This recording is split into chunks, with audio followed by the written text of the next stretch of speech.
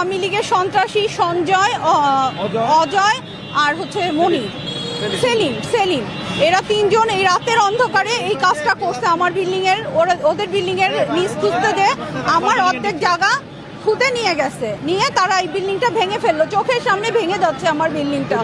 কোটি কোটি টাকার সম্পত্তি এতে আমার, পুরো আরএফএল বেস্ট বাইয়ের কোটি কোটি টাকার সম্পত্তি। আর হচ্ছে ওরা রাতের অন্ধকারে এই কাজটা করছে। আমরা রাত 12টায় এসে ওদের বলে গেছি যে সাবধানে আপনারা কাজটা করবেন। ওরা বলছে হ্যাঁ আমরা প্রোটেকশন নিয়ে এই কাজটা করতেছি, কিন্তু ওরা তা করেনি।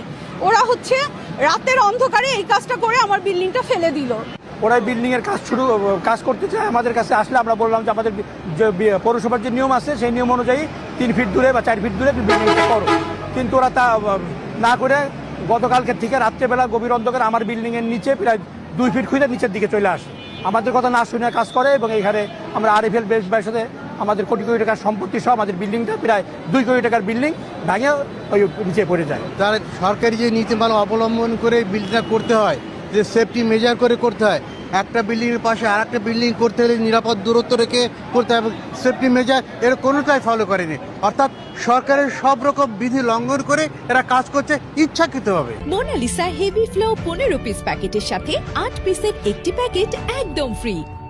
এটা সকাল থেকেই ঘটতেছে। সকাল থেকে আমরা যখন সকালে আসি গ্লাসটা খুলি তখন গ্লাসটা আটকে থাকে। আমরা ভাবি যে আসলে গ্লাসে কোনো সমস্যা কিংবা দরজাতে কোনো সমস্যা। তারপরে আসলে ফ্লোরে আমরা ফাটল দেখি, তারপরে আস্তে আস্তে সরাইতে থাকি। আমরা শুধু কাউন্টারটা সরাইতে পারি, তার পরবর্তীতে এই বড় দুর্ঘটনাটা ঘটে। দূরে থাকার তো কথা, ওন্ডে আর ভিতরে প্রায় 1-1.5 ফিট ভিতরে যায়, তল দিয়ে খুঁড়ে ভিতরে ঢুকছে।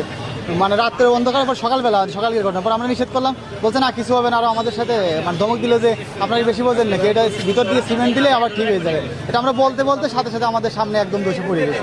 নিষেধ করার পরও শোনে না, আরও খুঁড়তেছিল আর কি। আমরা গত 2 দিন ধরে দেখতেছি ওরা এখানে বেস কাটতেছে, তো রাস্তা ব্লক করে বেসটা কাটতেছে। সেটা আসলে কিভাবে কি পারমিশন পেলো জানি না, তবে পাশে যে বিল্ডিংগুলো উচিত ছিল নিয়মতান্ত্রিকভাবে কাজ করা, কিন্তু সেই নিয়মতান্ত্রিক না মেনে এই বিল্ডিংয়ে মাটি কাটার কারণে পাশের বিল্ডিংটা ধসে গেছে।